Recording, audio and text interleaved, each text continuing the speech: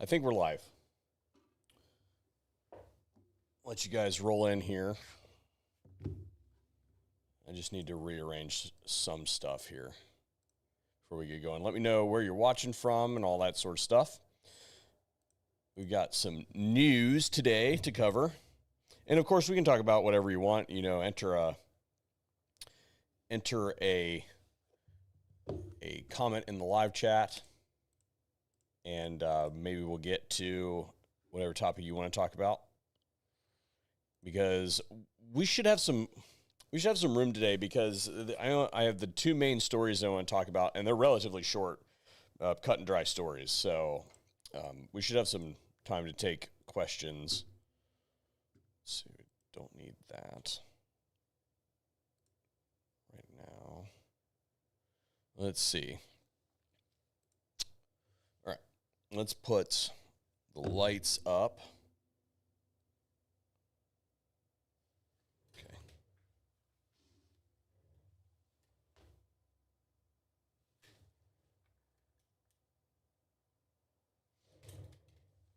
Cool. And like we did last week, we're going to leave the neon lights in the back off, because it likes to, sometimes it messes with the color.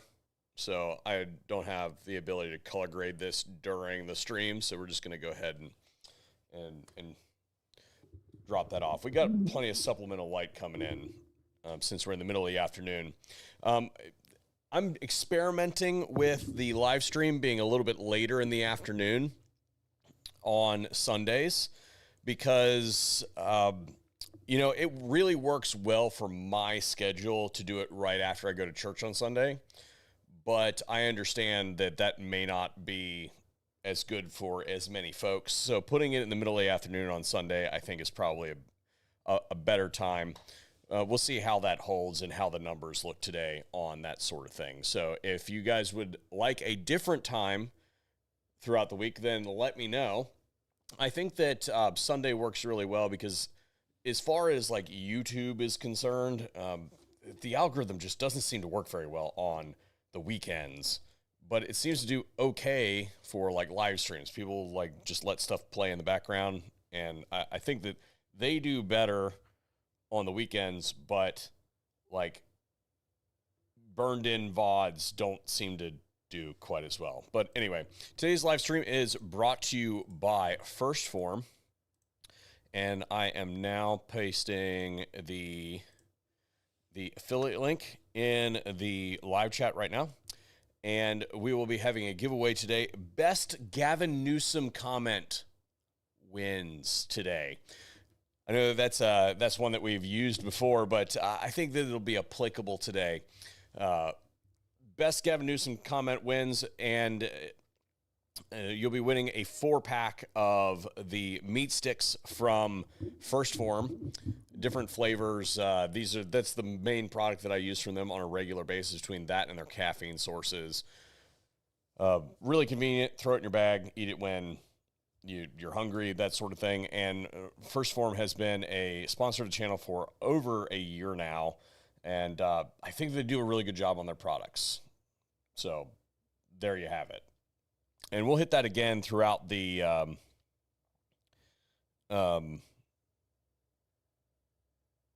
Olympics. Oh, you're competing with the Olympics. Yeah, I don't really care about the Summer Olympics, or the Winter Olympics. While I am a winter sport type person, like I like to ski and stuff like that, it's not really that interesting to me. But I suppose, like, if people are interested in that, then by all means, go watch that sort of thing. But it's not really my thing. Yeah, so wait a minute, is Super Bowl going on right now too? No, that can't be right. When is the Super Bowl?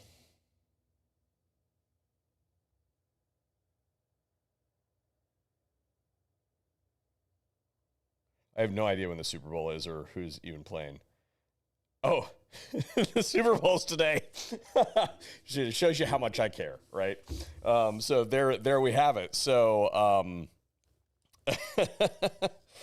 I have not a single clue who is even playing in the Super Bowl. Oh, look, the Patriots and the Seahawks. Patriots, surprise.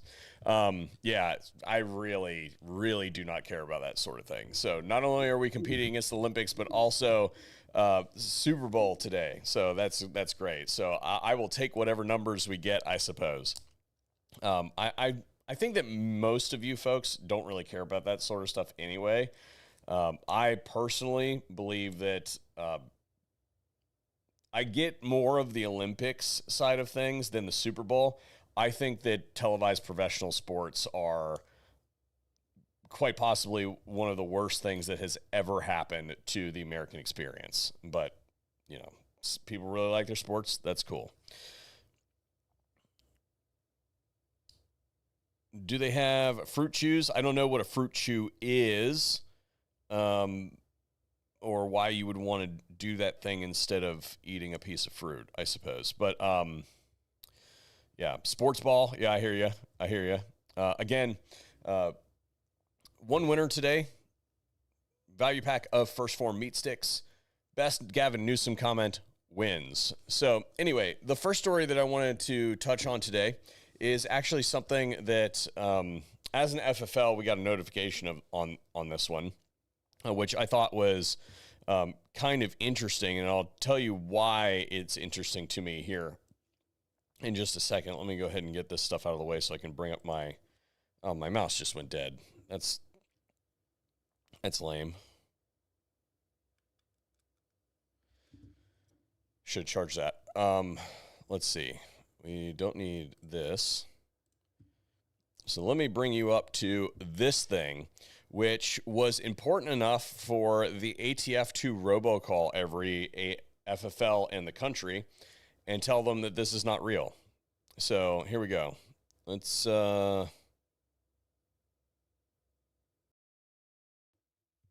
here we go. Sports ball, bread and circuses. Yes, I agree. Can you guys hear me all right?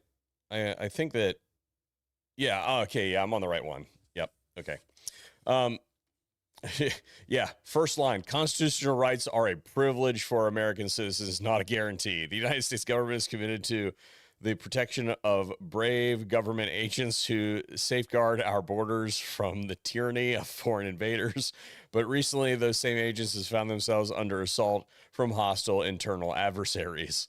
In order to better safeguard the Immigration and Customs Enforcement agents during upcoming deployment actions in Houston, Texas area, and the United States government is instituting a temporary suspension of the rights granted by the Second Amendment of the Constitution of the United States.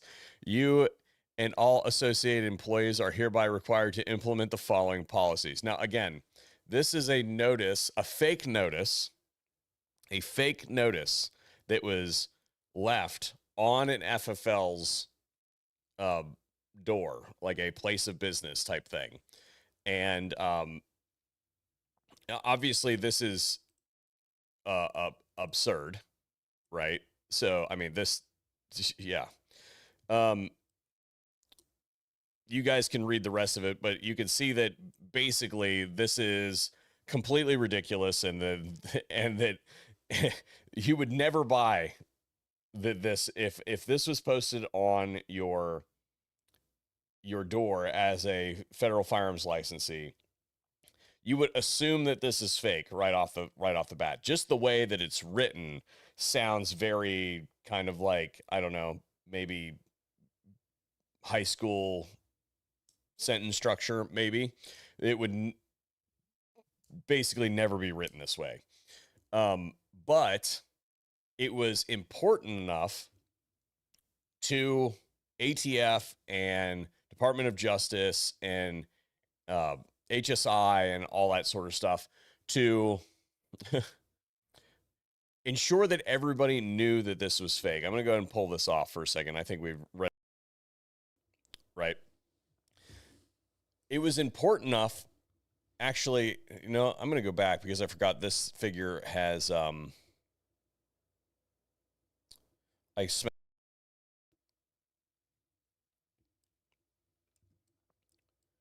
This is you know, when you get your voicemail or whatever, sometimes your device will translate it into a text document. This is what what my iPhone generated from that audio file right there at the top.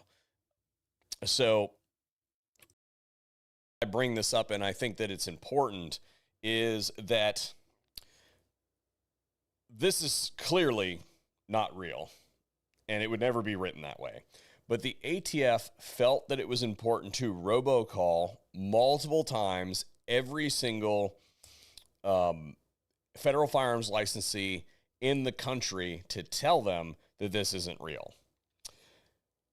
So that has a couple implications in my mind. One, this being so clearly not real,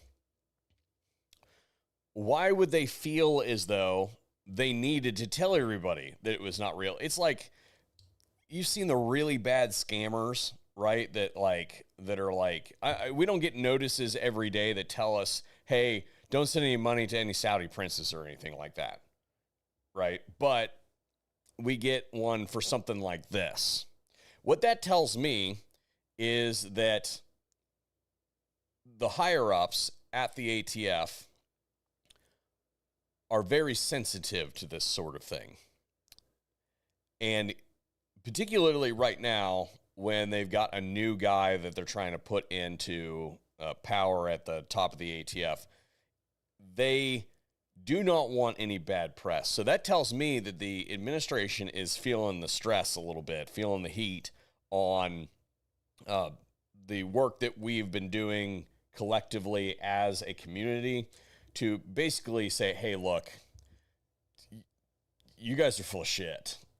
And we know that you're full of shit, and you can continue to basically send notifications out to all your NRA sycophants. But for the most part, the rank and file folks of the new Second Amendment community aren't buying what you're putting out there. And I find it very telling that they're willing to go to this length to let everybody know that this was not them. The second thing that I find interesting about this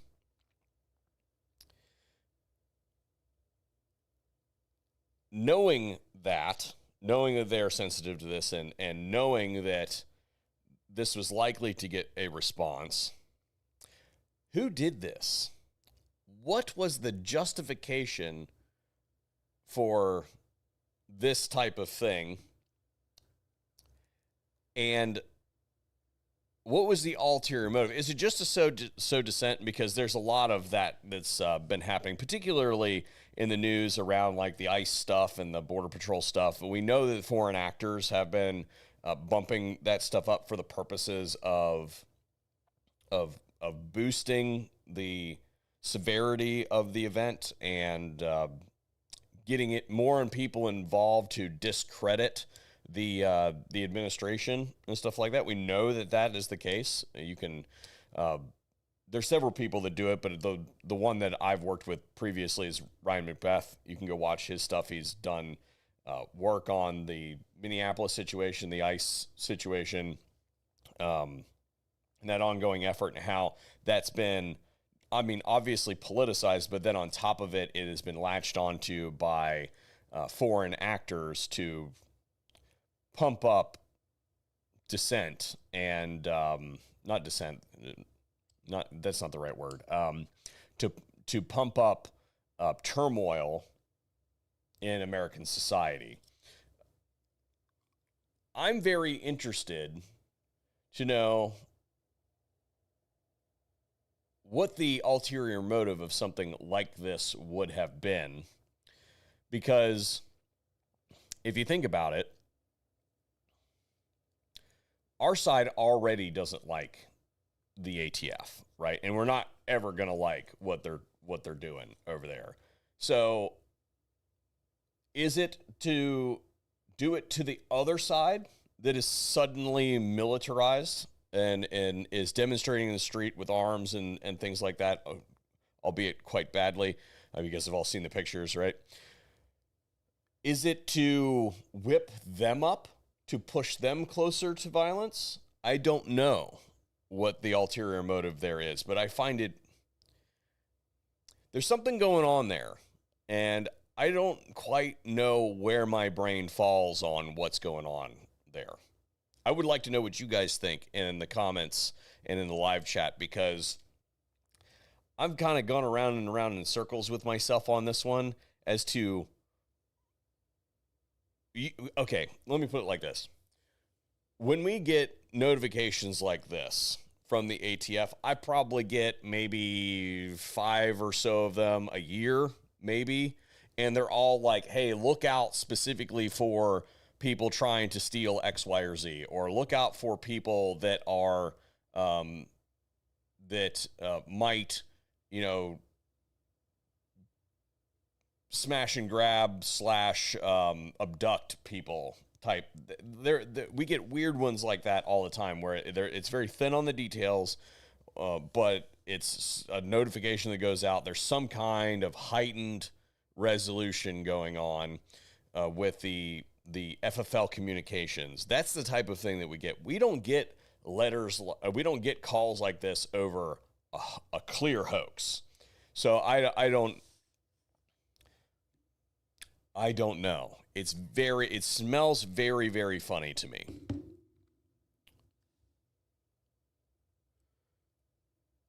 Somebody says no video. I don't know what that means.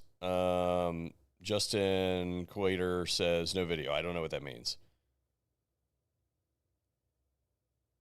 Noise in the machine. Yeah, I don't know. Let's see. Janine Piro, yeah, Janine, man, what a freaking mess that was. If you guys missed that one, I have a video out on that. Yeah, Virginia is kind of crazy as well. I'm interested to see. I think Virginia has pushed itself to the point at this juncture where I think that they're quite possibly overplaying their hand.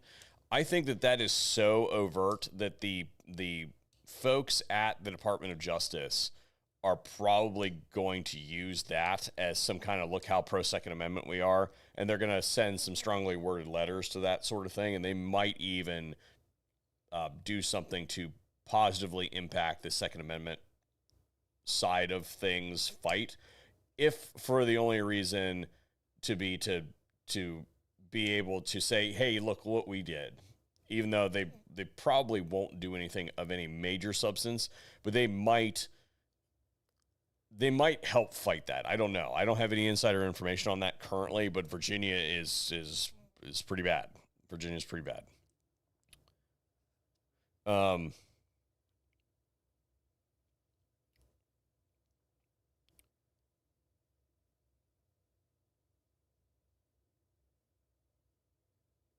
There's an AI video on YouTube right now claiming the Department of Justice capitulated on silencers and has given up on them. Yeah, I don't. I've not seen that specific video. You can post it. You can post it in the chat, I suppose. I think that you guys can put links in there.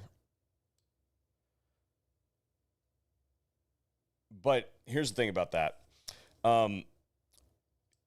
If you watched my video from the hearing in the Senate, the potential next ATF director, the one that's currently nominated to lead the ATF, was asked by Senator Lee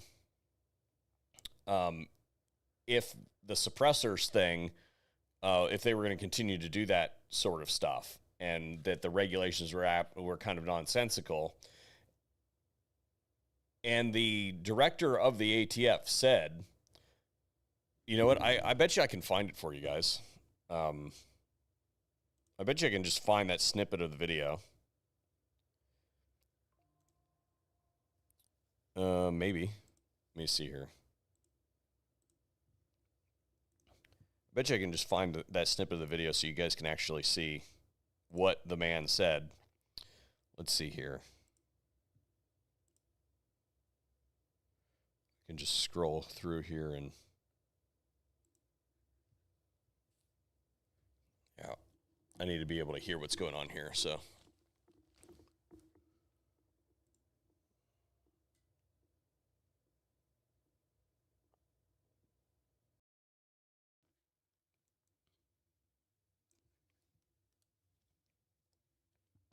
for sporting of one sort or another, they are subjected to a bombardment of sound that is louder than it otherwise might need to be. And for people who use certain kinds of firearms that happen to be really loud, they've got to use some kind of hearing protection on their ears.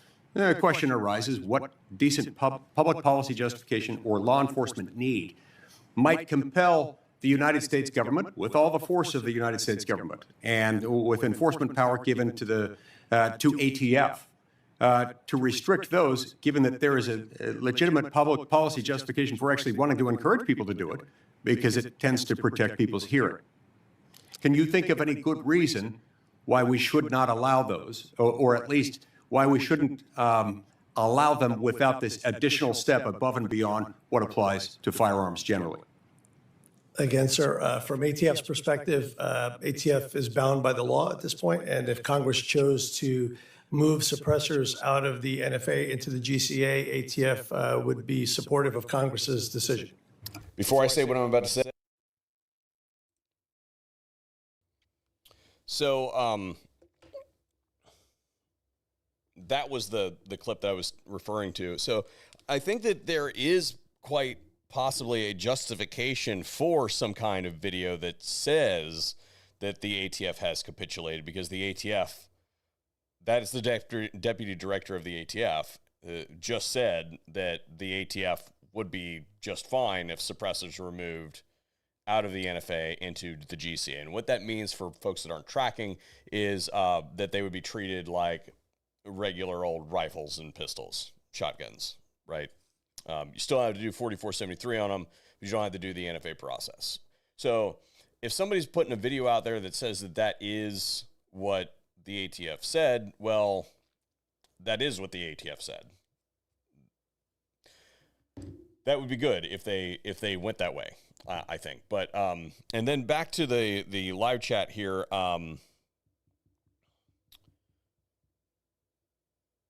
Virginia.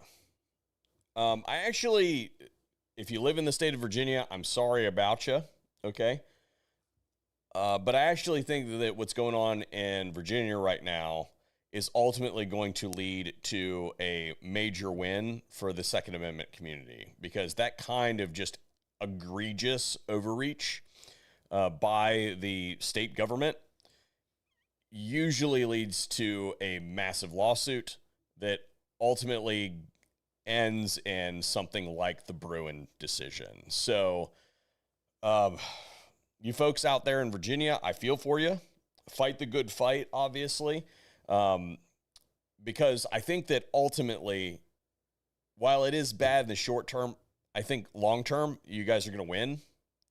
I know that there are several organizations that are pulling resources to go into that space in Virginia and fight that. So just kind of know that help's on the way, I suppose, and that you guys are going to have to fight for it. And the entire country is going to be watching what's going on there, because it's very likely going to ultimately, I know this sounds bad, but like 5 years from now, it's probably going to spell a landmark decision that is going to further expand firearms rights, or restore firearms rights to where they should be, in the United States. So when I see situations like this, I am optimistic that, especially given the current makeup of the Supreme Court, even though I don't really agree with a lot of what the Supreme Court has been doing these days, that there's an opportunity there for us to really take back some ground. So you might think I'm cracked, maybe, but there it is. But how will we register and report our potatoes? Right, exactly. With the whole ATF giving in type thing. I would like to see the ATF give in for real on that, but they said that they're going to continue to enforce the law because they believe that they need to do that, even though it's an unconstitutional law. They are an executive branch organization. So let me see here. So I need to go over here and let's see here. I want to, since we're talking about infringements on and fights that are going on, I think the Virginia situation is actually going to result in something that is eventually down the road going to be good for the Second Amendment. But our second story today comes out of California, and this one is very troubling. This one is an instance, and I'll just go ahead and set it up for you. California always screwing with stuff. But before we do that, I want to remind you that we have a giveaway going on today with First Form. If you use the link that is posted in the live chat there, then it tells them that I sent you, and that helps the channel out for sure. But today we're going to have a giveaway with them, and the winner will get a 4-pack of their meat sticks. The winner is whoever has the best Gavin Newsom joke or comment. So go. Anyway, this situation out of California, let me flip over here. This is a story that I don't necessarily suggest that you read. I don't necessarily suggest that you read this because this is on Cal Matters, and this is a whole bunch of just written from the perspective of somebody who has no brains in their head when it comes to firearms and how they work with the Constitution, all that sort of stuff, and how the First Amendment works, and et cetera, et cetera, et cetera. What you would typically write, what you would typically expect to be written by somebody who lives in California and doesn't understand how the rest of the world works. That's what this thing is. But there are some important details in here, and I'm just giving you a public resource that you can go read the kind of details on. But I'm showing this here for the purposes of validating the Gatalog Foundation and Control Pew here. That this isn't just me pulling this out of my ass, but basically the rest of what I'm going to talk about here today is all information that I received through the back channels, and that is that those two organizations, Gatalog Foundation Inc. and Control Pew, are being sued by the government of California, basically saying that because they post files online through, as far as I understand it, because I don't live in the 3D printing world or anything like that, so I understand how it works and how the technology has been implemented and all that sort of stuff, but I don't hang out on those forums. I think that I find it to be very Reddit-esque. So it's just not a community that I like to hang out in. But basically what California is saying is that these folks are violating California law because they have posted stuff on the internet, and people in the state of California can access those places on the internet, and therefore they have trafficked ghost guns into the state of California, is basically the argument here. Now, what's interesting about this is there is already a circuit decision out of the Fifth Circuit, and I'll pull this one up for you. Screen figures. Out of the Second Amendment Foundation here. This dates back to, I don't see the date on it, but anyway, the Fifth Circuit, New Jersey basically tried to do something very similar, and this was against Defense Distributed, and they lost, basically. New Jersey lost, and basically they have what was the actual term? Did they get an injunction or was it an actual judgment? Hang on. I can't remember. It's been a couple months since I last read this.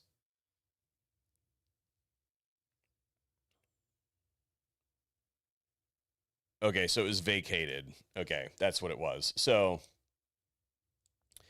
the Fifth Circuit basically vacated the decision by the New Jersey court that, to put it simply,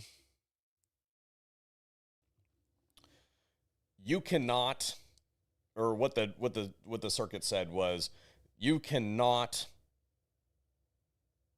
control the greater internet and what people can. You're interfering with people's First Amendment rights, and therefore the law is unconstitutional. They vacated it, and the little nugget in there, I suppose, is that they didn't really specify what the limits really were there. And that's, I think, the interesting bit about this, because I read this, a couple months ago. The interesting bit there is that they didn't expressly define that you can't do it for like 3D printed gun files.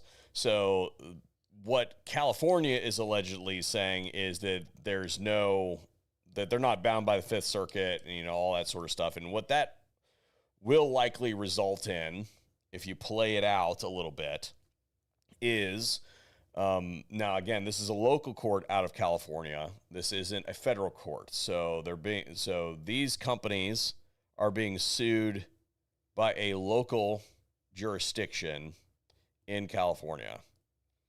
And that means that because they're being sued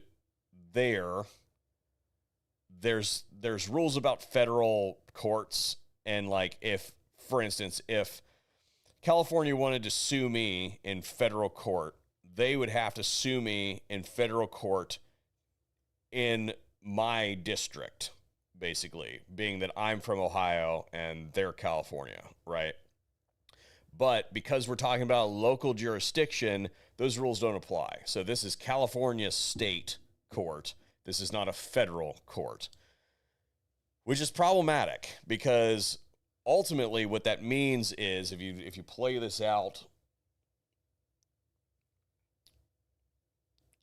they lose. Let's say they lose, which I would say that these two companies, California is super duper anti 3D printing, right? They really don't like this thing. They don't like much of any kind of freedoms out there. They don't really respect the Constitution much out there. So the bad news is, I think that those guys, they're going to lose. Okay. They're going to lose in that court case, and then they're going to try to appeal it to the district court. And that means that the district court that they have to appeal it to then would be the district court out of California, which means they'll probably lose, right? The problem there comes, will the appellant court even take the case at that point in time? Because they will likely, from that, also lose there, and that creates a circuit split. And the circuit split is how you end up at the Supreme Court on kind of a niche case like this. So I don't know what's going to happen here. I am obviously not an attorney, but this is very bad, because what this precedent sets is that a state government somewhere can control what you see on the internet, not by putting out some kind of guidelines that like YouTube has to follow or something like that, but by using lawfare and litigious practices to basically put those specific entities out of business, keep them from doing what they're doing. The common thing in the 3D printing community is that you can't stop the signal. Well, you kind of can if the people that are posting that information can no longer operate. So the thing about that is I think what ultimately happens there is the centralized distribution of information like that by folks like Control Pew is going to cease to be, and it is going to be person-to-person type stuff. The problem with person-to-person type stuff is that they can just come get you, right?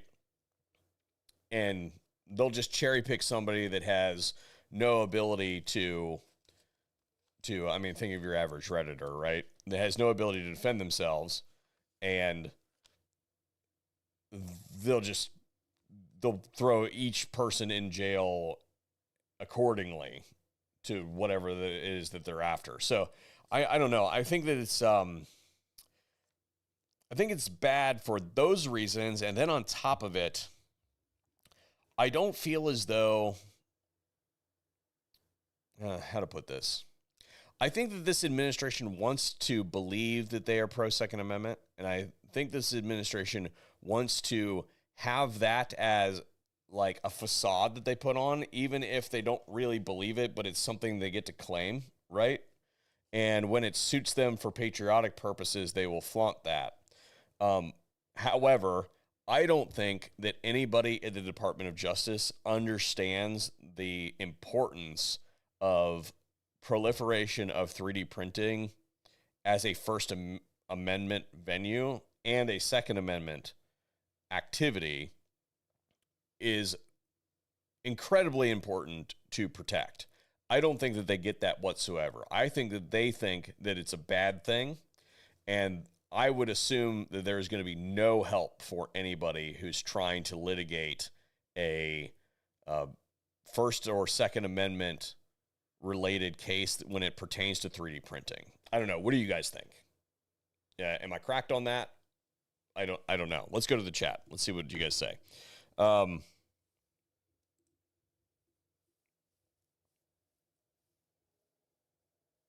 What kind of person sits like that? I'm assuming that has to do with the ATF director. Gavin sits with his legs crossed when he pees. Oh, good Lord.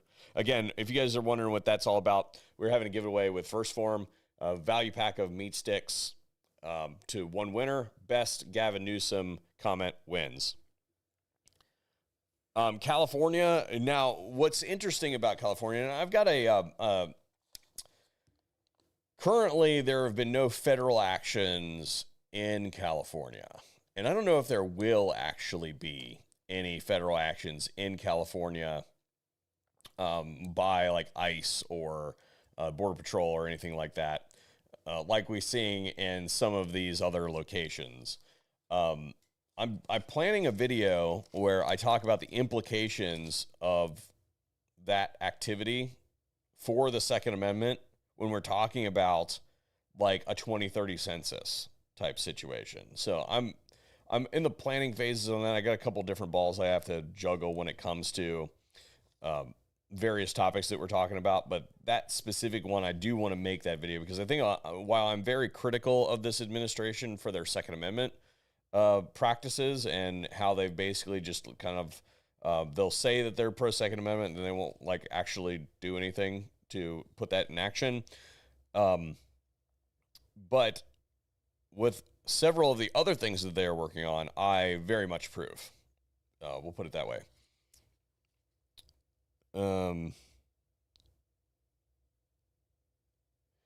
I don't think the DOJ can see past the end of their nose. Yeah, I think that you're right about that. Hey, Kurt, what are you going to do when Ohio becomes Virginia? We are close in that. We're close in the next election. No, I don't think so. Ohio is a red trifecta, and it has been for decades. It is going to continue to stay a red trifecta. We have dumb people that are in various positions, but isn't DeWine limiting?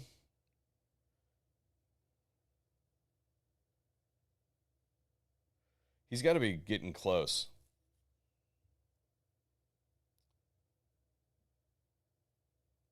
Yeah, he's toast. He's out. So yeah, he's got to leave here pretty soon, which is a good thing.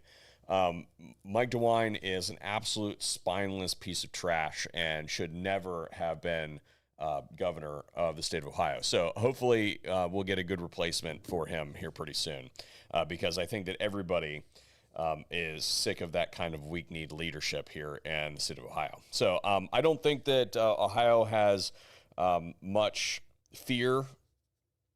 We just passed constitutional carry, man.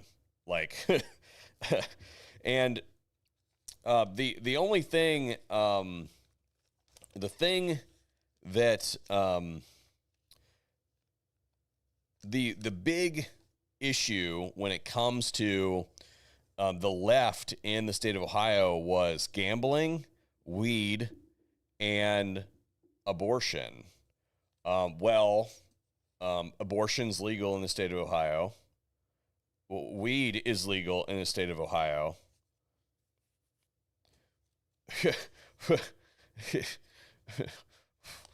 And it's legal to gamble in the state of Ohio. Like, I don't know what else.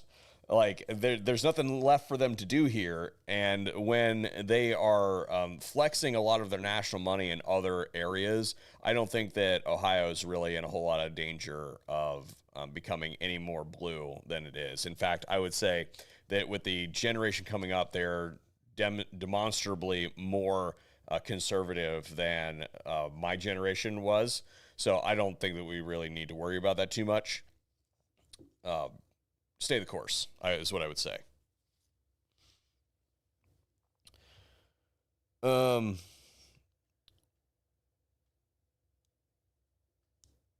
Let's see here. Again, best Gavin Newsom comment wins, but and what's the thought on Washington and Colorado? Washington, I think, is a lost cause.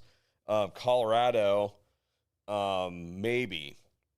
I think it really depends. Okay, so I'm just going to let sort of the cat out of the bag a little bit when it comes to this.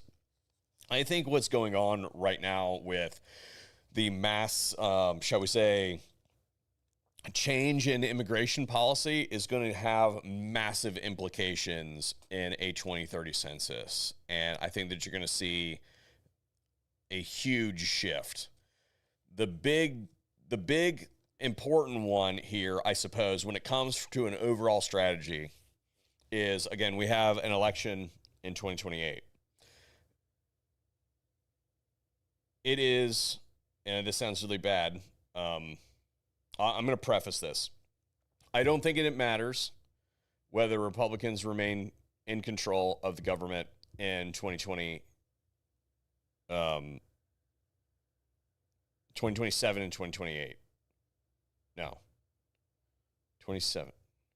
Yeah, 27, 28. Yep. I don't think that it matters that they lose the midterms. And I think they are going to lose the midterms.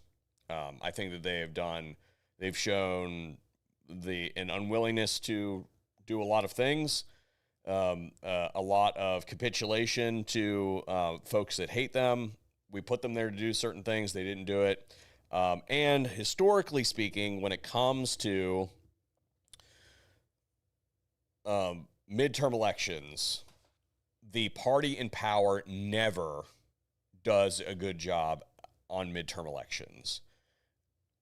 Never.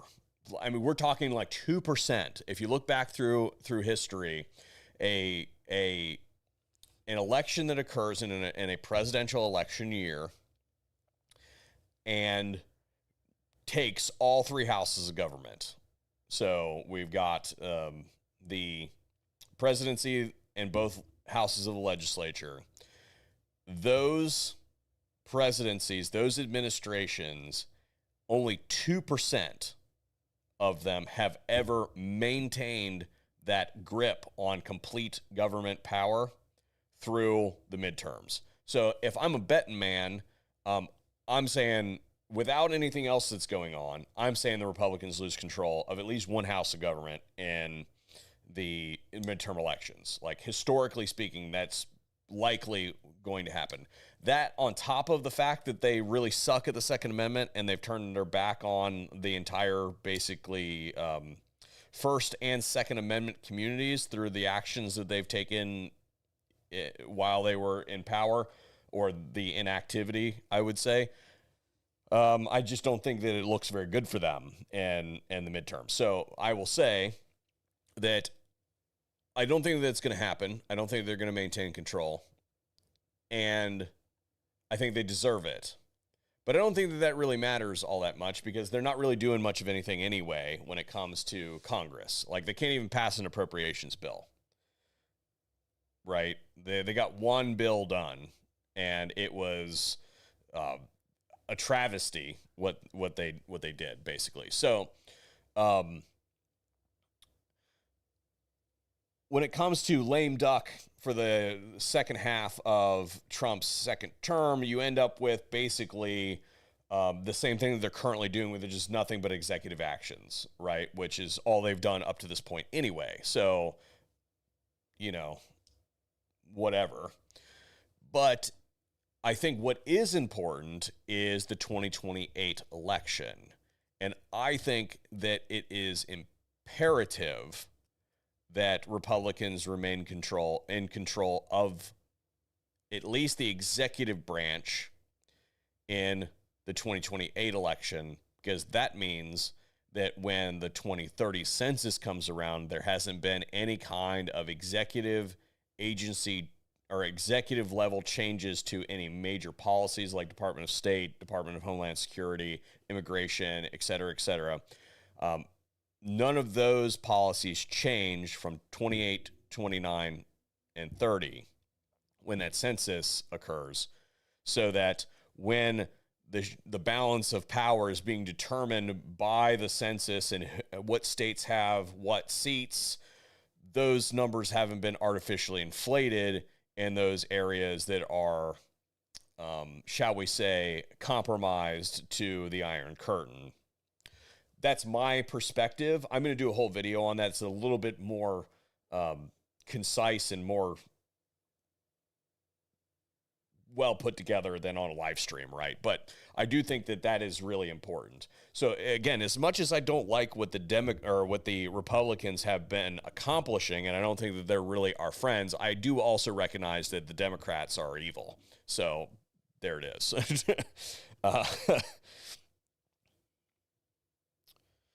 And you can do the whole thing with the two wings, different bird, or two wings, same bird, excuse me. So, yeah, I get what you're putting down, right? But I do think that there are some things that I think that there's still a competitive side of things there for those two political organizations, that one of them wants more power than the other, and I am much more okay with the situation that we are in today than what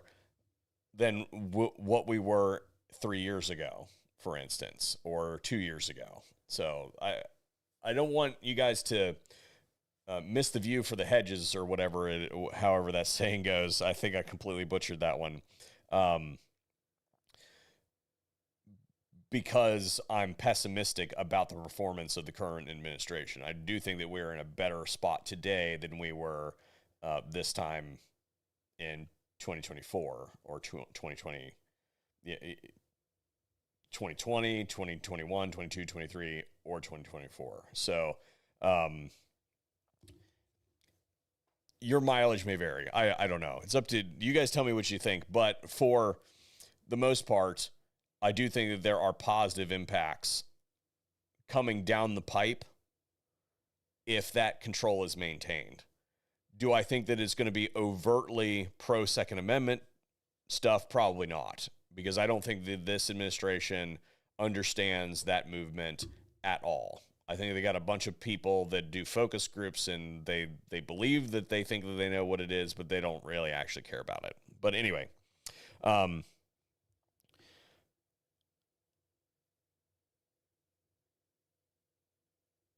Oh, speaking of that, somebody's talking about very ex-Dems and stuff like that.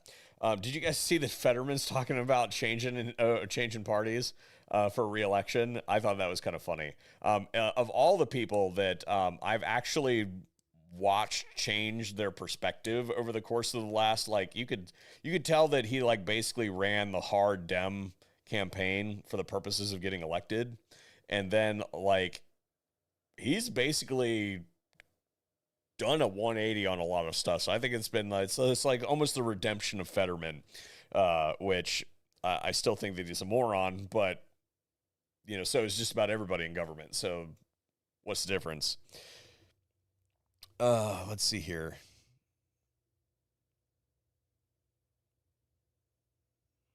It's like deciding between a rattlesnake and a copperhead. I suppose it depends where you're at, right? Which anti-venom does your local hospital stock? The SCOTUS is useless if they keep kicking the can. Yeah, the SCOTUS, I've not been very happy with the SCOTUS. I was somewhat, I'd say there were several decisions last year that really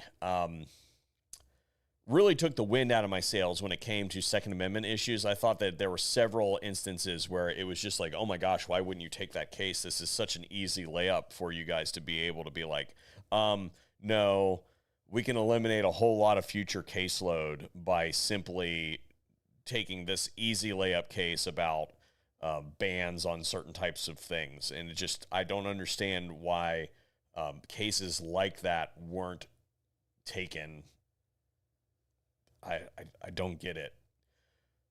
So I'm a little bit jaded on the Supreme Court and their ability to actually help the Second Amendment, or their willingness to help Second Amendment movements in the future. We'll see. But it seems to me like it has to be absolutely egregious at this point in time for the Supreme Court to get involved, which is why I kind of feel like the Virginia situation is a blessing in disguise, because I feel like it's so egregious that it's gonna warrant a Supreme Court action, I feel like. But I don't know, I've been let down before. Fetterman is an old school Dem, but going back to the topic of the Republicans versus the Democrats and stuff like that, there's a Democrat civil war that is going on right now, and I love to watch it. It's one of the most, people talk about watching the Olympics and people watching the Super Bowl and stuff like that. I like to watch the Democrats tear each other apart, because you've got basically three camps of Democrats. You've got the, I was a Democrat because my folks have always been Democrats all the way back to when, you know,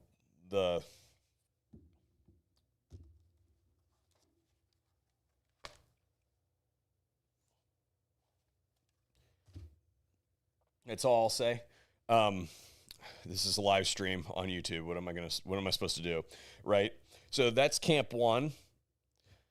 And then you've got like the people that just don't know anything about anything, right? Like they're just folks that just do not care. They're the apolitical folks, and they end up falling into the Dem side of stuff because they're not super smart. They don't have they've got friends that are very loud and passionate about their beliefs, and then they just they go with the flow.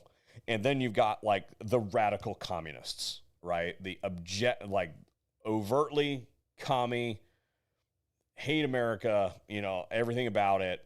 Founding fathers were evil people. Those are the three factions of the Democrat Party. Okay. And right now, that very vocal minority that is like all the way over there on the far left fringe is basically eating the other two groups alive. And I tell you, it's great to see, because I want more of those crazy people over there. I want the crazy people to win. I'm a Rush baby. Okay. And Rush Limbaugh had this concept called Operation Chaos. And I'm going to say that Operation Chaos wasn't exactly successful. It was successful in averting a Hillary Clinton presidency. Okay. But instead, we got a Barack Obama presidency. And the whole concept was this, that you some states have an open primary, some states have a closed primary. And that means that you have to be registered in that state to vote in the primary. So that means that, like, you have to, if you want to vote in the closed primary in a state that has a closed primary for the Democrat, you have to be a registered Democrat. You have to be a registered Republican to do it the other way, right? So the independents don't get to vote in the primaries for the closed primaries. The concept was, all right, if you're a registered Republican, that the Republicans were going to run a candidate that was going to be a conservative, and that you were going to be able to get behind that person and vote for that person regardless of who it was. So what you ought to do is switch your party affiliation to the Democrats and go vote for the worst candidate that you could possibly vote for. The craziest, least experienced, less likely to win in a matchup against your dude, right? And unfortunately, what that resulted in, great plan. What it resulted in was, instead of Hillary Clinton getting the nomination, Barack Obama got the nomination. And who did the Republicans put up against Barack Obama? Mitt Romney and John McCain. And it's like, wow, that was a great concept, except for we failed on the concept of putting up somebody that could fight themselves out of a wet paper bag. And so ultimately, Operation Chaos failed.